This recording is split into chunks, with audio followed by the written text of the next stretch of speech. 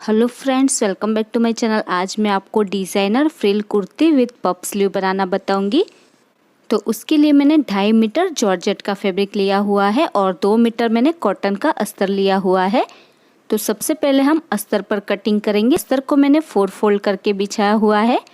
जो मेरी साइड है वो इसकी बंद वाली साइड है और जो ऊपर की साइड है वो भी इसकी बंद वाली साइड है और नीचे से दोनों साइड इसकी खुली हुई है। और अस्तर की जो लंबाई है वो मैंने 30 इंच की रखी है। मेन पूरी कुर्ती की लंबाई हमारी 44 इंच की रहेगी। अस्तर की लंबाई मैंने 30 इंच की रखी है। हम मेन फैब्रिक की लंबाई बढ़ा देंगे। अभी ऊपर से हमें शोल्डर के लिए 7.5 इंच पर निशान लगाना है, क्योंकि हम इसमें बोट नेक गला बनाने वाले हैं तो शोल्डर हमें 7.5 इंच का ही लेना है। आप इसमें डीप नेक भी बना सकते हैं। और आर्म होल की लंबाई के लिए भी हमें 7.5 इंच पर ही निशान लगाना है। 7.5 इंच पर निशान लगाते हुए हमें एक सीधी लाइन ड्रॉ कर देनी है। जितना हमने शोल्डर लिया है उतना ही हमें आर्म होल भी लेना है। अभी यहाँ से हम चेस्ट का मेजरमेंट लेंगे। तो आपकी चेस्ट का जो भी मेजरमेंट हो उसका चौथा भाग करना है और उसमें 2 इंच ऐड कर देना है सिलाई मार्जिन के लिए। तो मैंने 11 इंच पर निशान लगाया है। चेस्ट का 4th पार्ट करके 2 इंच एक्स्ट्रा लेना है सिलाई मार्जिन के लिए। अभी बैक आर्म होल के लिए हमें 1.5 इंच पर निशान लगाना है और फ्रंट आर्म होल के लिए 1 इंच पर निशान लगाना है। और दोनों निशानों पर हमें शेप ड्रॉ कर देना है फ्रंट और बैक आर्म होल के लिए। अभी ऊपर से एक निशान हमें 14 इंच पर लगाना है कमर की चौड़ाई के लिए। यहाँ से हम कमर का मेज़रमेंट लेते हैं और दूसरा निशान हम 20 इंच पर लगाएंगे, जहाँ से हम हिप का मेज़रमेंट लेते हैं। तो इस तरह से हमें 2 निशान लगाने हैं, एक 14 इंच पर और एक 20 इंच पर।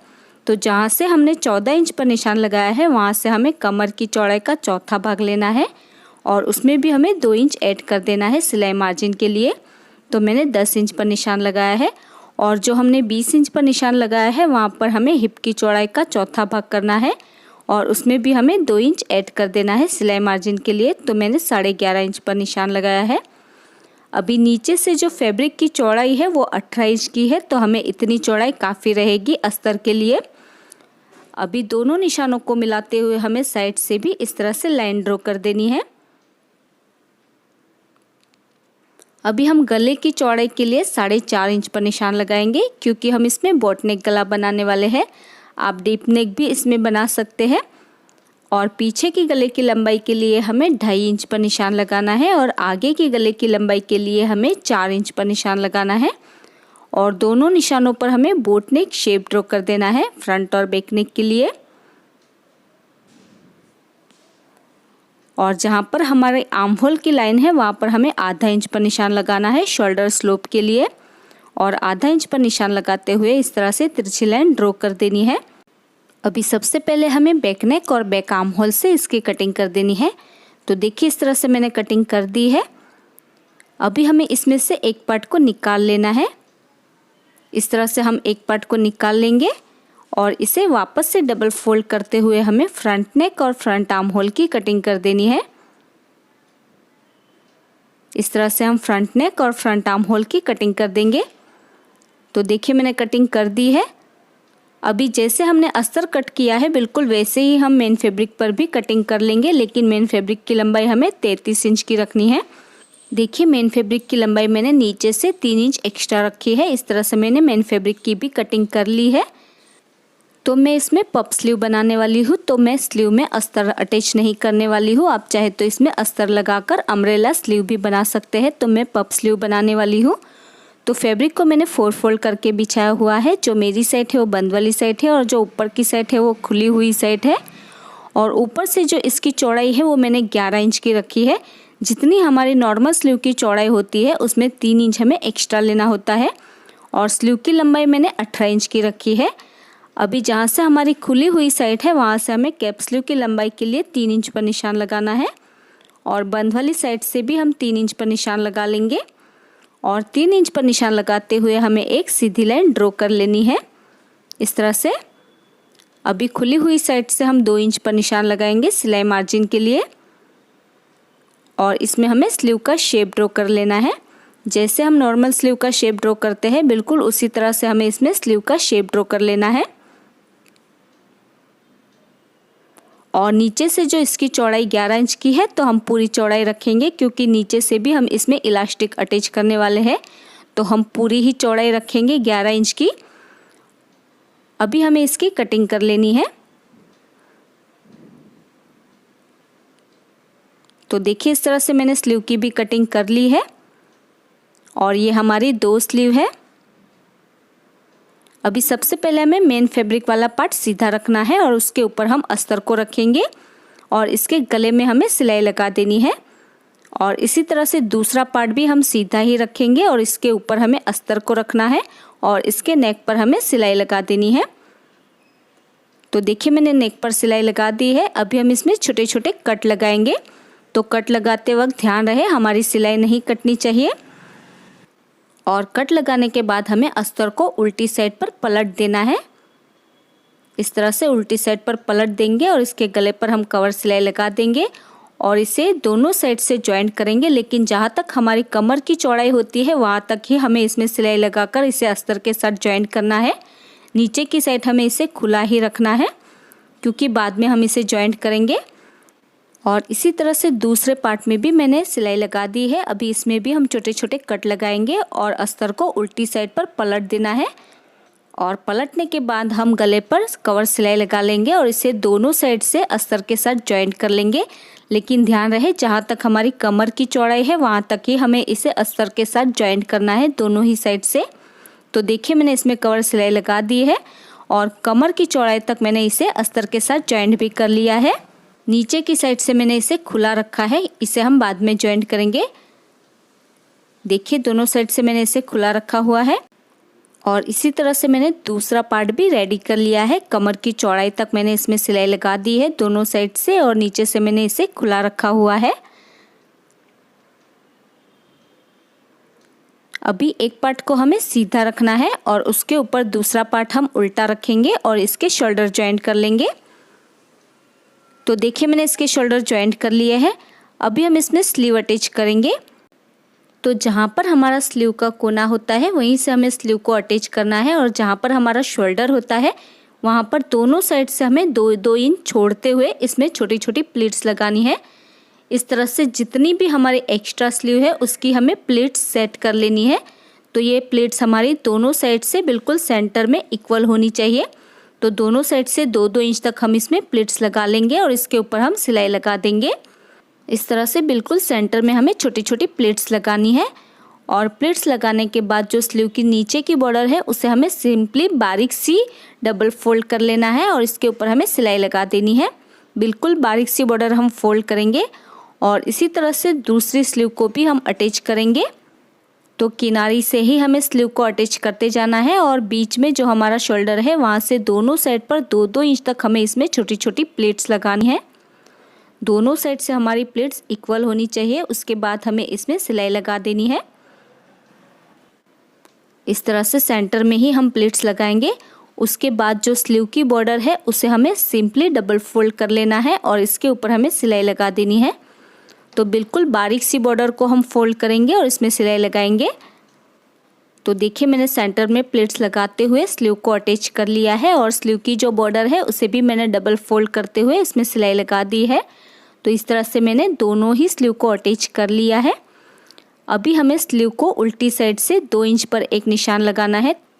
तो ध्यान रहे ये निशान हमें उल्टी साइड से ही लगाना है। तो नीचे से ऊपर की तरफ हमें 2-2 इंच पर निशान लगाते जाना है। यहाँ पर हम इलास्टिक अटैच करने वाले हैं तो 2 इंच पर निशान लगाते हुए हमें एक सीधी लाइन ड्रॉ कर लेनी है। इस तरह से हम एक सीधी लाइन ड्रॉ कर लेंगे और इसके ऊपर हम इलास्टिक अटैच करेंगे। तो इलास्टिक की लंबाई आपको उतनी लेनी है जितनी आपकी स्लीव की चौड़ाई है, उससे 2 इंच इलास्टिक कम लेना है। तो मेरी स्लीव की चौड़ाई 10 इंच की है तो मैंने 8 इंच का इलास्टिक लिया है। अभी जो हमने लाइन ड्रॉ की है उसके ऊपर हमें इलास्टिक को इस तरह से खींचते हुए सिलाई लगा देनी है और इसी तरह से दूसरी स्लीव के ऊपर भी हम इलास्टिक अटैच कर लेंगे। तो देखिए इस तरह से मैंने इलास्टिक को अटैच कर लिया है और ये सीधी साइड से कुछ इस तरह से नजर आएंगी हमारी स्लीव। और दूसरी स्लीव को भी मैंने रेडी कर लिया है इलास्टिक अटैच करते हुए। अभी बॉटम पार्ट में हम फ्रिल अटैच करेंगे। तो उसके लिए मैंने ये 2 पट्टियाँ कट की हुई है।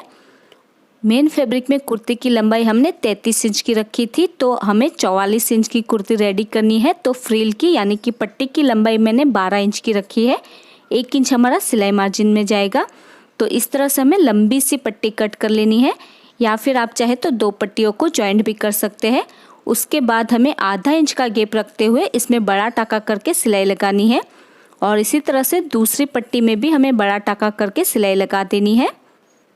तो देखिए इस तरह से मैंने पूरी पट्टी में बड़ा टाका करके सिलाई लगा दी है। दोनों ही पट्टियों में मैंने सिलाई लगा दी है। अभी हमें एक धागे को हल्के हल्के खींचना है और इसकी गैदर्स बना लेनी है। तो जितना हमारा बॉटम पार्ट का घेरा है उस हिसाब से हमें गैदर्स को सेट कर लेना है, और पूरी पट्टी में हमें इसी तरह से गैदर्स बना लेनी है। और दूसरी पट्टी को भी मैंने इसी तरह से गैदर्स बना लिया है, इसमें भी हमें गैदर्स बना लेनी है। तो देखिए इस तरह से मैंने गैदर्स बना ली है। अभी हमें बॉटम पार्ट में इस फ्रिल को अटैच करना है। तो हमें अस्तर में फ्रिल अटैच नहीं करनी है, सिर्फ जो हमारा मेन फैब्रिक वाला पार्ट है उस पर हमें फ्रिल को इस तरह से उल्टा रखना है और इसके ऊपर हमें सिलाई लगा देनी है। इस तरह से नीचे वाली साइड जितना भी हमारा घेरा है उतनी हमें इस फ्रिल को लगा लेना है सिलाई लगाते हुए। और इसी तरह से दूसरी साइड वाला जो बॉटम पार्ट है उसके ऊपर भी हमें फ्रिल को उल्टा रखना है और इसके ऊपर हमें सिलाई लगा देनी है पूरे बॉटम पार्ट में। तो देखिए इस तरह से मैंने फ्रिल को अटैच कर लिया है। फ्रंट पार्ट में भी और बैक पार्ट में भी मैंने दोनों साइड से फ्रिल को अटैच कर लिया है। अभी हमें पूरी कुर्ती को उल्टा कर लेना है, और जहाँ तक हमारी कमर की चौड़ाई है वहाँ तक हम एक निशान लगा लेंगे, और वहाँ तक ही हमें इसमें फिटिंग की सिलाई लगानी है। तो स्लीव में हमें सिर्फ 1 इंच का ही गैप रखते हुए इसमें फिटिंग की सिलाई लगानी है, क्योंकि ये हमारी पफ स्लीव है तो हम 1 इंच का ही गैप रखेंगे, और कमर की चौड़ाई तक हमें 2 इंच का गैप रखते हुए इसमें फिटिंग कर देनी है इस तरह से। और इसी तरह से दूसरी साइड पर भी जहाँ तक हमारी कमर की चौड़ाई है वहाँ तक ही हम इसमें 2 इंच का गैप रखते हुए फिटिंग की सिलाई लगा देंगे। इस तरह से पहले हम लाइन बना लेंगे 2 इंच तक, और स्लीव में 1 इंच का ही गैप रखेंगे और फिटिंग की सिलाई लगा देंगे। तो देखिए मैंने इसमें कमर की चौड़ाई तक फिटिंग की सिलाई लगा दी है दोनों ही साइड से। अभी जहाँ तक हमने सिलाई लगाई है वहाँ पर हमें एक छोटा सा कट लगाना है। तो ध्यान रहे हमारी सिलाई नहीं कटनी चाहिए, इस तरह से हमें कट लगा देना है। उसके बाद जो हमारा मेन फैब्रिक है उसे हमें दोनों को इस तरह से एक साथ मिलाना है। अस्तर वाला पार्ट हमें इसके साथ नहीं लेना है, तो सिर्फ जो हमारा मेन फैब्रिक वाले दोनों आगे और पीछे वाले पल्ले हैं उसे इस तरह से मिलाते हुए हमें आधा इंच का गैप रखते हुए इसमें सिलाई लगा देनी है। उसके बाद ये जो मेन फैब्रिक वाला पार्ट है उसे हम अंदर डाल लेंगे, और आगे और पीछे का जो अस्तर है उन दोनों को एक साथ मिलाना है और इस पर हमें सिलाई लगानी है। जैसे कि आप वीडियो में देख सकते हैं बिल्कुल उसी तरह से हमें अस्तर में भी सिलाई लगा देनी है। और इसी तरह से दूसरी साइड पर भी जहाँ तक हमने सिलाई लगाई है वहाँ पर पहले हम एक छोटा सा कट लगा लेंगे, और कट लगाने के बाद हमारा जो मेन फैब्रिक वाला पार्ट है उन दोनों पल्लों को हमें आगे और पीछे वाले दोनों पार्ट्स को एक साथ मिलाना है और इसके ऊपर पहले हमें सिलाई लगा देनी है। उसके बाद हम मेन फैब्रिक को अंदर डाल लेंगे और आगे और पीछे का जो अस्तर है उसमें हम सिलाई लगा देंगे। तो इस तरह से हमें सिलाई लगाने पर जो हमारा कुर्ती और अस्तर दोनों ही अलग अलग हो जाते हैं नीचे की तरफ से, तो बहुत ही ब्यूटीफुल नज़र आते हैं। उसके बाद हम अस्तर में इसकी बॉर्डर को डबल फोल्ड करते हुए सिलाई लगाएंगे, और जो मेन फैब्रिक की फ्रिल की नीचे की बॉर्डर है उसे भी डबल फोल्ड करते हुए हमें सिलाई लगा देनी है। तो देखिए मैंने इसकी फिटिंग कर ली है, और आप देख सकते हैं अस्तर वाला पार्ट और मेन फैब्रिक वाला पार्ट दोनों इस तरह से अलग अलग हो चुके हैं। और इसी तरह से दूसरी साइड पर भी मैंने सिलाई लगा दी है, और आप देख सकते हैं नीचे से इस तरह से हमारा अस्तर और मेन फैब्रिक अलग अलग रहेगा, और मैंने इसकी बॉर्डर को भी फोल्ड कर लिया है। और इसी के साथ ही हमारी designer frill kurti with puff sleeve बनकर रेडी हो चुकी है, और यह है इसका final look. So friends, I hope आपको आज का ट्यूटोरियल पसंद आया होगा। अगर आपको आज का वीडियो पसंद आया तो इसे लाइक और शेयर ज़रूर कर देना, और अगर अभी तक आपने हमारी चैनल को सब्सक्राइब नहीं किया है तो प्लीज़ इसे सब्सक्राइब कर लीजिए, और साथ में उस बेल आइकन को प्रेस करना मत भूलिएगा ताकि आपको हमारी आने वाली वीडियो की नोटिफिकेशन सबसे पहले मिल सके। और आपको ये वीडियो कैसा लगा मुझे कमेंट करके ज़रूर बताइएगा। मेरा ये वीडियो देखने के लिए thank you so much guys. है।